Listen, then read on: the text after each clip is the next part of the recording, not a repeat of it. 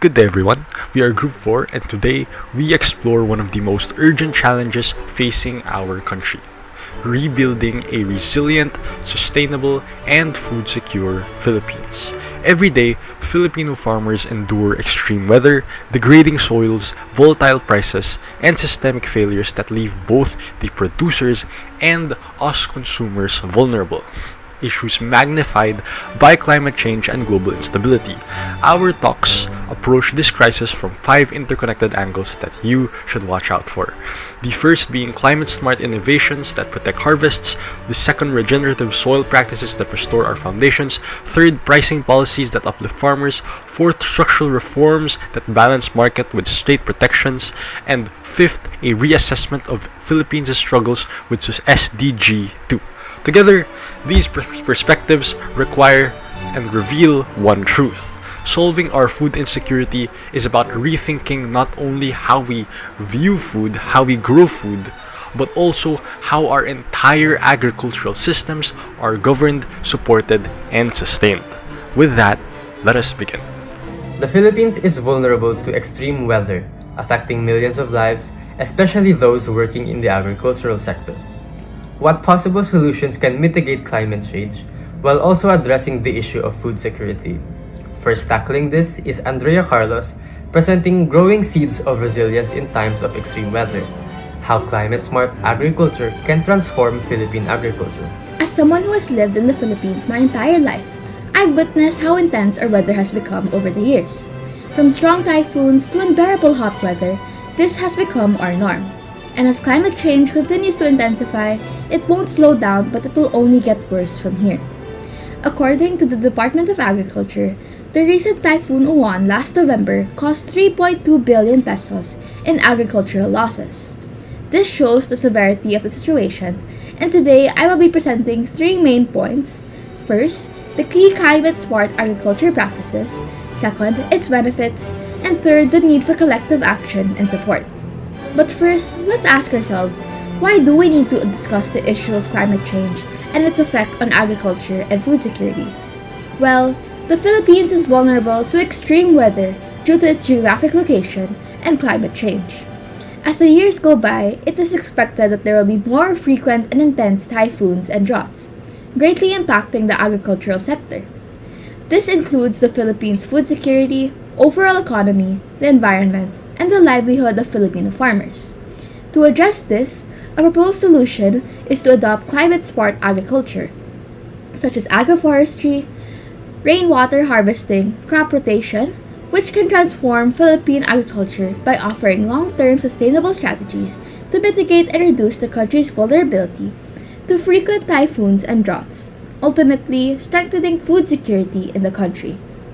Now, what exactly is climate-smart agriculture? It's an approach launched in 2009 by UN's Food and Agriculture Organization to mitigate climate change and its negative effects by providing solutions that can reshape agricultural practices to strengthen food security. For the Philippines, I believe three climate-smart agriculture practices can be adopted. First, agroforestry, the integration of trees with crops in order to improve soil health and protect the environment. Second, crop rotation, which involves planting different crops in the same land throughout each season to enhance soil fertility, reduce pests, and improve crop resilience to the weather. Third, rainwater harvesting, the collection and storage of rainfall that is kept and used during droughts. Moving on, climate-smart agriculture benefits all Filipinos, especially farmers who work tirelessly to meet agricultural demands. Due to climate change, they experience more challenges such as crop losses, lower farmer income, and rising recovery costs. After every typhoon or drought, farmers are forced to start from scratch again and pour more time, money, and effort into restoring their land. This impact goes beyond farms but also affects all Filipinos as well, as the lack of crops available for sale results to higher price costs and lower farmer income and food security. Climate-smart agriculture offers a sustainable and long-term solution to mitigate climate change while also addressing the food security crisis. We can reduce damages and losses, improve farmer income and quality of life, boost agricultural productivity, protect the environment, and strengthen food security. So, why should we support climate-smart agriculture in our country? The adoption of climate-smart agriculture by Filipino farmers requires a collective effort as it needs the funding and support from governments, institutions, and the public. For farmers to effectively adopt these strategies, they need the proper training and knowledge, adequate funding, and proper equipment. If this is not done, the adoption of these strategies may become too costly and ineffective. The shift from traditional to climate-smart agriculture will take time and significant resources. Raising awareness and calling for concrete action is a crucial step in the right direction to successfully adopt climate-smart agriculture. Again, climate-smart agriculture is not just any other strategy, but it is a possible long-term and sustainable solution that helps Filipino farmers face extreme weather such as typhoons and droughts. By adopting these strategies, we can lessen the burden on farmers, improve their livelihoods, and strengthen food security. To achieve this, we must invest in, promote, and support the adoption of climate-smart agriculture by calling for proper support, whether through funding, training, or equipment, as well as urging the government and relevant institutions to implement effective policies. This is essential to ensure better quality of life for all Filipino farmers and ensure food security in the country for the next years to come. Thank you for listening, and here are my references. The transformation of Philippine agriculture is absolutely vital for our national food security, but one would argue that for climate-smart agriculture to effectively take root, quite literally, we all must first address the physical medium in which agriculture operates. If climate-smart agriculture is the software for the future of agriculture, here to talk about the hardware of agriculture is Aidan Gullen presenting The Undervalued Resource, the need for regenerative agriculture in addressing soil health for a more sustainable future for agriculture. Now, to expound about agriculture, what exactly comes to mind when we think about agriculture? Perhaps we think about food, cultivation, livestock, or crops, but have you ever thought about the soil? Now, let me ask you all this question. Is soil a renewable resource? Now, before I delve further into that topic, I'd like to take you all back to a conversation that I had with my father. And for context, my father is a man of science. He is a graduate of one of the top schools here in the Philippines. He is a well-known and respected doctor, and he comes from a family of agricultural experts. So to me, he was always the ultimate reliable source of information, especially when it comes to agriculture. So one day I asked him if he knew that soil was actually non-renewable, and he replied with genuine disbelief and asked me if I got that misinformation from a platform called YouTube. And after hearing this, I was stunned, speechless even. If someone like my father did not know the limitedness of the soil that is right beneath our feet, then what about the general public? Despite this, the science is unequivocal, as Volnovic states that soil is finite because it is not able to regenerate throughout a human's lifespan.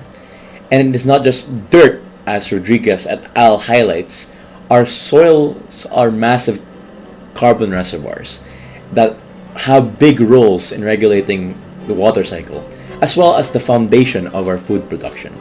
But unfortunately, many of us believe and treat like it's infinite. Currently, we are facing an invisible crisis beneath us. We need a fundamental shift in our methods of using our soil resource, as current methods are showing to be detrimental to our soils. Ahmad et al. Demonstrated that traditional agriculture practices such as intensive tillage and high chemical outputs are the primary drivers of soil erosion. In a sense, when we do these practices, we are literally stripping away our future. When we degrade the soil structure, the soil loses its resilience. And this isn't theoretical. In climate vulnerable nations like the Philippines, the consequences are immediate. And a study by Venkatappa et al.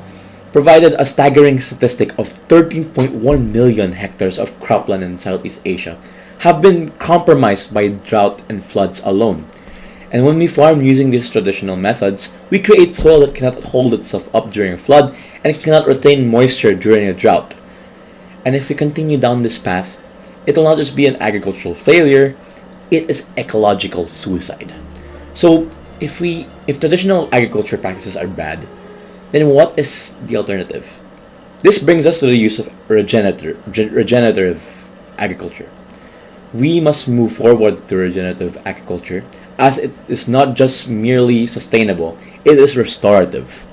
According to a study by Psychotara, regenerative agriculture practices integrate natural pest predation, cover cropping, reduced or no-tillage farming, and many more. These practices also rebuild the soil microbiome and making the soil nutrient-rich and increasing its water-holding capacity. Additionally, it is beneficial economically, as practical action notes that by restoring soil health, we reduce the need for expensive chemical fertilizers and heavy equipment. Furthermore, a 2022 report from the quote-unquote Help and Hunger Initiative indicates that these practices are economically feasible, specifically for lower income farmers, and that it reduces the input costs while stabilizing yields over time, and it creates a buffer against the economic volatility that plagues our local farmers or producers. Now, I know some people are thinking that if this is a silver bullet to address our soil problems, then why isn't everyone doing it? As you see, regenerative agriculture, despite all the benefits, is slow, and it requires patience and more effort that the market can rarely afford. As Abaneta et al. Found in the research in provincial farming communities, there is a significantly large knowledge gap. Farmers stick to traditional farming practices not because they want to destroy the soil, but because it is the only farming practice that they know. The feasibility of regenerative agriculture lies in structural support, and we cannot expect farmers to bear the burden of this transition alone. Aboneta et al. Also propose that we need government intervention, hosting informative seminars about regenerative agriculture, and providing financial safety nets during these transition periods. Additionally, the use of digital management farming tools can also be utilized to further improve the people's knowledge of regenerative agriculture, which serves as a cheap method of learning these practices. And to conclude, soil is not a backdrop for human activity. It is a non-renewable living infrastructure, and regenerative agriculture helps preserve these valuable resources. And we need to disseminate this to our farmers and help them transition into modern soil preserving practices. We have the data and we understand the necessity, and we also have the benefits and a roadmap for feasibility. So the question is no longer if soil is finite, but rather if we will have the wisdom to protect our soils in time before it is all lost. Thank you for listening. We've just heard how the future of the Philippine agriculture depends not only on innovative agriculture, but on ensuring that the people at its core, the farmers, are protected. But as we speak, thousands of Filipino farmers are being forced to sell their harvest for much less than it costs to grow it, pushing them deeper into poverty, leaving our food security increasingly at risk. Stepping in to tackle this issue is our next speaker, Reynelis Tedulo, who will walk us through a comprehensive analysis on the implementation of a minimum support price for rice to address low farm gate prices among Filipino farmers. Imagine working 6 months straight, under a scorching sun, trudging through muddy fields, planting and harvesting and earning only 6,000 pesos. For thousands of Filipino rice farmers, this is not a story, it's reality. The tragedy? The very people who can barely feed their own families are the ones feeding our entire nation. Good day to all. My name is Reynelis Tedulo, and I come from a family of rice farmers. My mother was a third-generation rice farmer who, if not for the lack of financial stability in the agricultural industry, would have continued farming in our humble province in Pampanga. From an early age, I learned from conversations with her how difficult and dignified farming truly is. How our farmers sacrifice everything to feed the nation, yet receive almost nothing in return. And this disconnect between their labor and livelihood isn't just a policy issue, it's also shaped by what many of us believe. Before we dive into numbers and solutions, we need to first understand the misconceptions silently driving the problem. Misconception number 1. Low rice prices are inherently good. While yes, cheap rice feels like a win, especially for consumers, What most people don't realize is that low rice prices often come from low farm gate prices, which means farmers were forced to sell at a loss. Every time commercial rice drops to 17 to 20 pesos per kilo, what looks like consumer relief is actually farmer suffering. Misconception number 2. The government already supports farmers anyway. While many believe the National Food Authority or NFA and farmer subsidies are enough, they are not. For instance, a year after the implementation of the rice tariffication law, budget delays were cited, with the Agriculture Secretary William Dar admitting that farmers experienced delays in the seed distribution and did not receive the promised machinery and equipment. Furthermore, with a limited 5 billion peso budget, the NFA can purchase only 2% of the country's palay output. That means that 98% of the farmers are left to the mercy of private traders, who often dictate the exploitative prices. These misconceptions, combined with systemic neglect, lead us to today's crisis. Now, we are witnessing a collapse of the agricultural workforce. The current system is weakening national food security and threatening our future.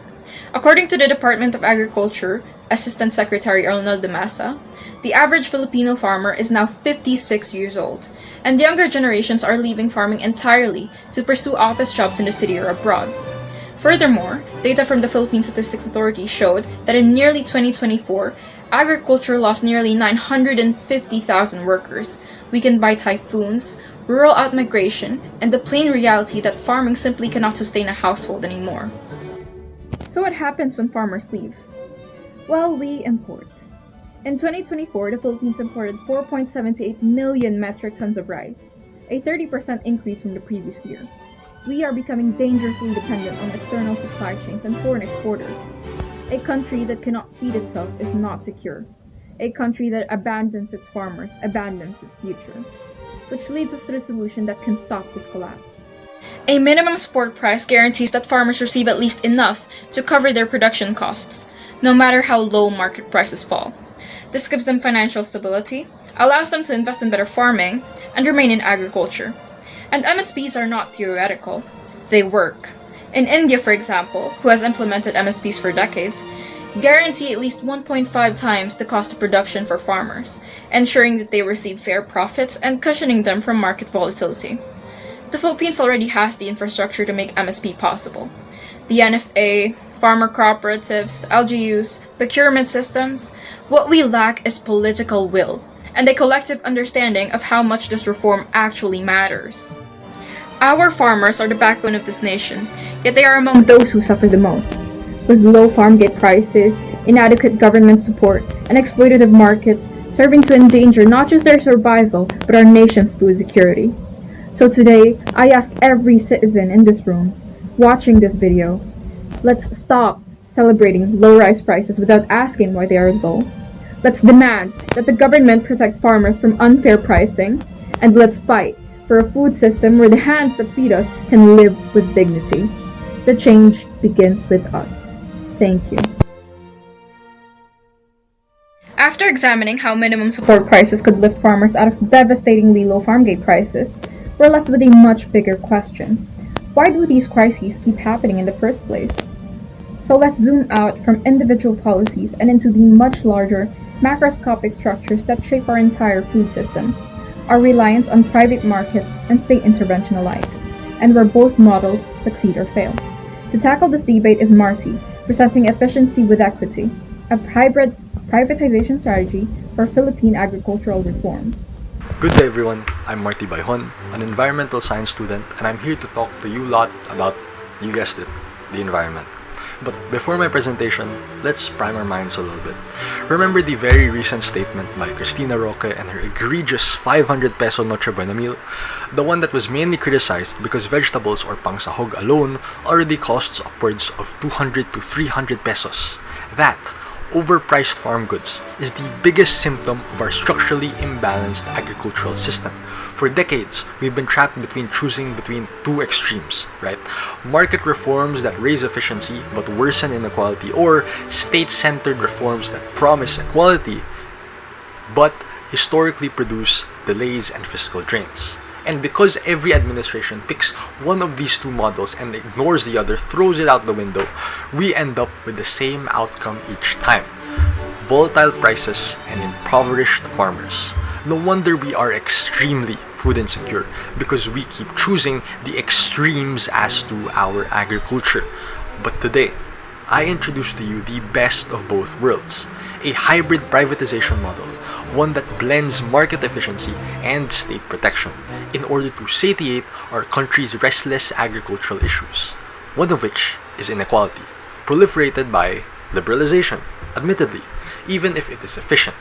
A study by Ortiz and Torres in 2020 noted that despite improvements in efficiency, farmers still remained poor. So yes, imports do get cheaper, consumers do save money, but at what cost? Producers are crushed by competition and volatile global markets. But on the other hand, pure state control does the complete opposite. As noted by Tolentino in 2020, government systems often cause price volatility, delays, and fiscal drains because agencies struggle with the capacity, budgets, and shifting their political priorities. Gobyerno kasi, as they say, right? I can say that. I came from Pasay, a government school. But yes, we do face a paradox. Markets are fast but unfair, or the state is fair but slow. Neither system alone has ever delivered us food security.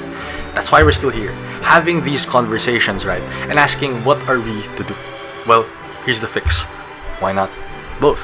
Why not divide responsibilities according to strengths? The private sector would handle production, logistics, storage, and distribution because markets excel at speed and innovation, while the government would handle price regulation, import controls, and farmer subsidies as safety nets because it is precisely the state's goal to prioritize fairness, protection, and accountability. But fair question to ask then, right? Would this work? And yes, it will, for two reasons that I will give. We already incorporate private entities for infrastructure, transport, and energy. It's called PPPs, and we've seen the stark difference in efficiency compared to letting the government handle our immediate needs. And internationally, hybrid systems do work. A study by Zhang et al. In 2021 found that hybrid food systems in Nanjing, China, like the one I just mentioned, improved resilience and price stability during times of crises. Now, I am not advocating for throwing away all our progress towards food security. Well, progress, if I may say. But I am instead advocating for reorganizing our systems so that it plays to everyone's strengths. I am advocating for a system that would give us both stable food prices with stronger supply chains and better consumer access with protected yet competitive farmers. And critically, it addresses what Oxfam in 2023 called persistent cycles of debt and climate vulnerability, problems the Philippines can no longer afford to ignore because, obviously, food is a human right. The FAO in 2022 asserted that the state must ensure availability, accessibility, and adequacy, and this hybrid model is the only framework that delivers on all three fronts. So, to wrap everything up, if we stay with the old extremes, nothing changes. Prices remain unstable, and farmers drown in debt. But if we embrace efficient markets working hand in hand with a protective state, then our agricultural reforms can finally be resilient, equitable, and secure. But it demands the combined leadership of policymakers, researchers, and us, citizens, who believe that no Filipino should ever go hungry in their own land. Thank you very much for listening. Now, how do all of these issues tie together? From Andrea's talk on climate-smart agriculture to my talk on agricultural reform. All of these topics fall under the United Nations' Sustainable Development Agenda, or the SDGs. Specifically, its Sustainable Development Goal 2, or SDG 2 for short. A goal that the Philippines is still struggling to achieve, and evidently so, as established by all of the presentations so far. But why is this the case? Looking deeper into SDG 2 in the context of our country is Julian in his talk about misplaced movements, reassessing Sustainable Development Goal 2 in the Philippines. When you think about the Philippines and its identity, multiple things may come to your minds. Maybe it's our warm hospitality, perhaps our diverse cultures, or even our thousands of beautiful beaches to frequent. But the one thing you can never separate from the Filipino heart is rice. It's undoubtedly one of the main parts of our identity, especially as a largely agricultural country with almost a fourth of our whole land area used for agriculture. More than 7 million hectares of land dedicated to it. Yet what if I told you that it's simply not enough? Good day, dear listener. I am Julian Jimenez, and I will be talking to you about Sustainable Development Goal 2, Zero Hunger, or SDG 2 for short. And I will be assessing its current status, progress, challenges, and more importantly, how to fix said challenges. Starting off, what is SDG 2? Well, in 2015, the United Nations, which is an international organization where the world's nations discuss common problems, launched the Sustainable Development Agenda, or the 2030 Agenda, with 17 Sustainable Development Goals, or SDGs for short, aiming to curb many of the world's problems by 2030, to which the Philippines valiantly committed to achieving. Among these SDGs, SDG 2 seeks to end hunger, achieve food security, and improve nutrition and promote sustainable agriculture. Part of the 2030 Agenda is a progress monitoring system through what's called indicators, which are essentially smaller goals embedded into the major SDG. Now, unfortunately, the Philippine Statistics Authority reported earlier this year, in February, that most of SDG 2's indicators need acceleration if the country wishes to maintain aligned with the target year 2030. And what's even worse is that some of the indicators are marked as regressing, as in they are moving backwards in their progress. But what could possibly be causing this slow and negative progress? Could it be the country's inaction towards the goal? On the contrary, 47 out of the 154 UN-supported programs in the country are dedicated towards achieving SDG 2. And we cannot make an argument for the unsustainability of these programs, as 15 of them are presently active nationwide movements as per the PSA's data on the Philippines SDGs. But one thing is for sure though, is that there's a severe need to reassess how we're approaching sustainable development, as our current methods remain ineffective and it's causing real and harmful consequences to our people. The United Nations Children's Fund, or UNICEF for short, which is the UN's agency dedicated for the overall welfare of the youth, reported that 1 in every 4 children in the Philippines were stunted in 2023, which refers to a health condition that refers to the impaired growth and development of children. This issue has persisted over the past 2 decades and is therefore one of the topics that the 2030 Agenda would have aimed to address. If problems like this remain even after the country's commitment to SDG 2, then it's clear that there's a fundamental problem with the goal in the Philippine context. Now, let's take a look at what I believe this problem is. First, it's important to establish the network that is SDG 2. The UN's own description of the goal recognizes the many interlinkages it has with other sectors and issues, ones that, on a surface level understanding, you would not initially think are related to the goal, such as gender equality and lifestyle choices. Its links, and therefore its inherent interdisciplinarity, make the attainment of SDG 2 a much more complex matter than it seems. Aside from the aforementioned equality and lifestyle, SDG 2 also connects to sectors including but not limited to ones that address the empowerment of small farmers, the elimination of rural poverty, the curbing of climate change, and even the progression towards the other 16 SDGs. These points are what make up SDG's quote-unquote indivisible whole. It is this interconnectedness that's hurting the Philippines' efforts towards the goal. Allow me to explain further.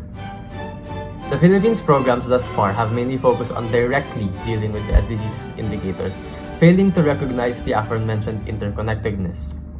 The key hindrance to this approach is that the sector that SDG 2 is connected to have issues of their own. For example, the agricultural sector, which is what's most closely tied to the goal, faces problems with ownership inequalities. And speaking of inequalities, women are still largely undervalued in many fields. This includes agriculture as well. Healthy lifestyle choices are also something that a large percentage of Filipinos fail to make. Our infrastructure is also unfavorable and unsustainable, propagating rural poverty and practices that accelerate the climate crisis. And to tie it all together, some of the indicators of the other SDGs in the Philippines face the same regression and need for acceleration as SDG 2. The culmination of all these problems together in this indivisible whole is the slow progress towards SDG 2 that we are still currently observing. However, the indivisible whole that I speak of also works to our advantage. In the same way that the struggles of surrounding sectors reflect on SDG 2's indicators, eliminating these struggles will also constitute overall progress, not just in the sector itself, but also towards achieving the goal. That is why I propose the following actions. First of all, every sector with a minor connection to SDG 2 should begin to work together. If every organization, agency, and department, whether government-based or not, come together to collectively tackle every problem that each sector faces.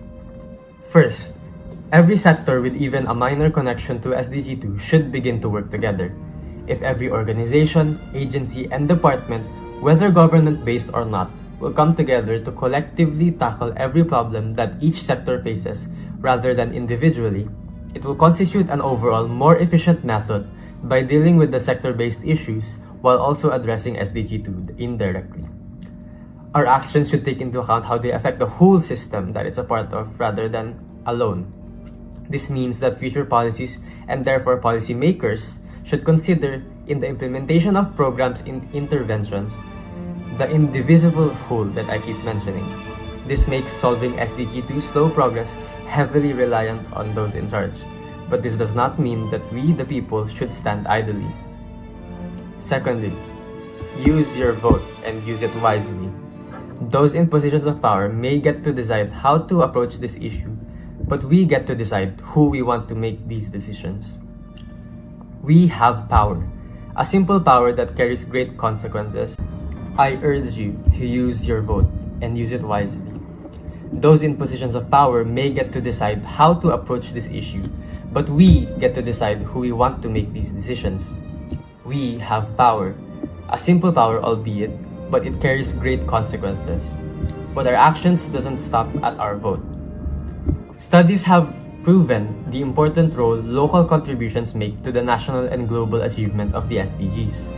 Our individual actions, small as they may seem, have the potential to affect the larger scale and tip the overall progress of the SDG forward. This involves dedicating to actions that fall under the sections I mentioned earlier, such as healthier lifestyle choices, more open-mindedness in workplace ethic, committing to sustainable practices, and looking to progress other SDGs as well. So far, the Philippines has way too many problems to deal with before we can even think of achieving SDG 2. But I'm not saying this to discourage. On the contrary, this should serve as a motivator. We now know the glaring issue with how we are approaching sustainable development, and the path towards progress is much clearer. Progress not only towards zero hunger, but also towards a more sustainable, fair, equal, and safe country as a whole. All that's left to do is for our stakeholders to find common ground and to work hand in hand instead of attempting to face the issues head on. Integrate the problem, don't isolate it. If we want to get off this treadmill leading us nowhere, we need to stop tunnel visioning on what's in front of us and instead start looking at everything going on around us. There's more than one way to move forward, and the path straight ahead isn't always the fastest. Thank you, Julian. And so as we conclude our collective talk, we see that Philippine agriculture is not a single issue with a single fix, but a complex system requiring coordinated solutions across sectors, right? Andrea's climate-smart strategies showed how innovation can shield farmers from worsening environmental shocks. Aiden's insights on soil health revealed the necessity of restoring the land that feeds us. Reina's discussion on minimum support prices highlighted the urgent need to protect farmers from exploitative markets. My structural analysis on demonstrating why neither markets nor the state can secure our food future alone, and Julian's critique of SDG 2 reminded us how institutional and political realities shape our national progress. Together, these threads form a unified vision that a food-secure Philippines demands resilience, equity, and systemic reform at every single level. With informed policies, scientific innovation, and a commitment to justice for our farmers, most importantly, we can build an agricultural future that is sustainable, stable, yet also secure for all Filipinos. Thank you very much.